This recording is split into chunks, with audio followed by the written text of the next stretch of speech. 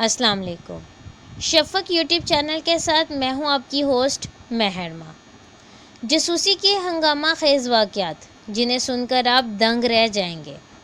جاسوس خفیہ معلومات تک رسائی کے لیے بڑے عجیب و غریب طریقے اختیار کرتے ہیں اور یہ سلسلہ صدیوں سے جاری ہے۔ اس برس جرمن خفیہ سروس BND کے قیام کے 60 سال مکمل ہونے پر دنیا میں جاسوسی کے بڑے اسکینڈلز پر ایک نظر ڈالتے ہیں۔ پرکشش جاسوسہ ہالینڈ کی نوجوان خاتون ماتا ہری نے 1910 کے عرصے میں پیرس میں بڑھنا رقاصہ کے طور پر کیریئر بنایا۔ ماتا ہری کی رسائی فرانسیسی معاشرے کے مقتدر شخصیت تک تھی اور ان کے فوجی افسروں اور سیاستدانوں کے ساتھ بھی تعلقات تھے۔ اسی بنا پر جرمن خفیہ ادارے نے اسے جاسوس بنایا۔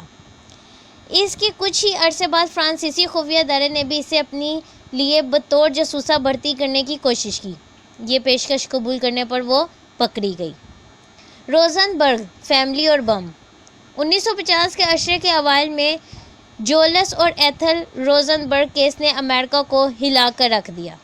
اس جوڑے پر امریکہ کے ایٹمی پروگرام سے متعلق خفیہ معلومات ماسکو کے حوالے کرنے کا الزام تھا۔ کچھ حلقوں نے اس جوڑے کے لیے سزائے موت کو دیگر کے لیے ایک ضروری مثال قرار دیا۔ دیگر کے خیال میں یہ کمیونسٹوں سے مبالغہ آمیز خوف کی مثال تھی۔ عالمی تنقید کے باوجود روزن برگ جوڑے کو 1953 میں سزائے موت دے دی گئی۔ چانسلر آفس میں جاسوسی جرمنی میں 70 کے عشرے میں جاسوسی کا ایک اسکینڈل بڑھتے بڑھتے ایک سیاسی بحران کی شکل اختیار کر گیا۔ تب وفاقی جرمن چانسلر والی برانڈ کے مشیر کینٹر گیوم نے بطور ایک جاسوس چانسلر آفس سے خفیہ دستاویز کمیونسٹ مشرقی جرمنی کی خفیہ سروس شٹازی کے حوالے کی۔ اس بات نے رائے کو ہلا کر رکھ دیا کہ کوئی مشرقی جرمن جاسوس سیاسی طاقت کے مرکز تک بھی پہنچ سکتا ہے۔ برانڈ کو مستعفی ہونا پڑا تھا۔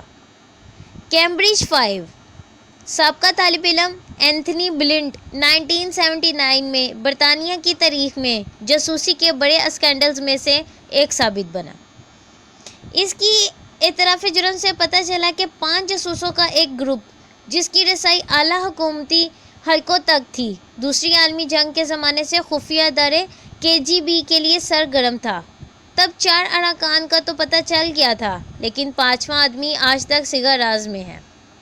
خفیہ سروس سے کیٹ واک تک جب 2010 میں امریکی ادارے FBI نے اینا چیپ مین کو روسی جاسوسوں کے ایک گروپ کے رکن کے طور پر گرفتار کیا تو اسے امریکہ میں اول درجے کی جاسوسہ قرار دیا گیا۔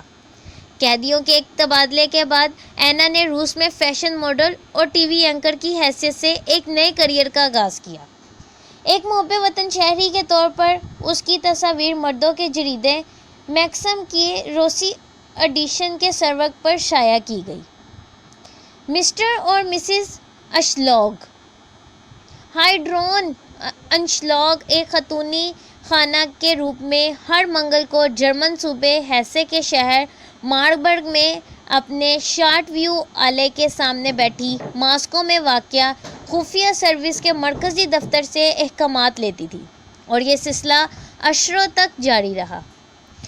آسٹریلیا کے شہریوں کے روپ میں ان دونوں میاں بیوی نے یورپی یونین نیٹو کے سینکڑوں دستاویز روس کے حوالے کی۔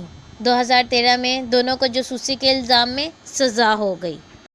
شٹاؤس جاسوس جرمن سیاسی جماعت CSU یعنی کرسچین سوشل یونین کے سیاستدان فرانز جوزف شٹاؤس اپنی وفات کے عشروں بعد بھی شاہ سرخیوں کا موضوع بنتے رہے۔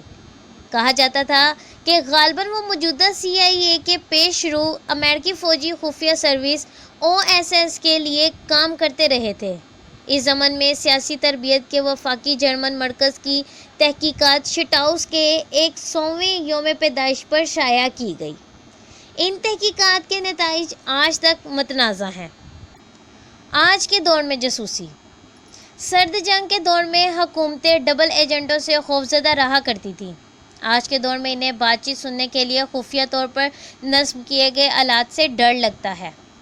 2013 کے موسم گرما میں امریکی ایجنٹ ایڈورڈ سنوڈن کے انٹرویو اور امریکی خفیہ ادارے NSA کی 1.7 ملین دستاویز سے پتہ چلا کہ کیسے امریکہ چند ایک دیگر ملکوں کے ساتھ مل کر عالمگیر مواصلاتی نیٹ ورکس اور کروڑوں صارفین کے ڈیٹا پر نظر رکھے ہوئے ہیں۔ یہ جاسوسی کے چھوٹے چھوٹے مختلف واقعات آپ کے سامنے پیش کیے گئے ہیں۔ ان کے مزید تفصیلات جاننے کے لیے ہمارے چینل کو لائک اور سبسکرائب کرنا مت بھولیں۔ شکریہ۔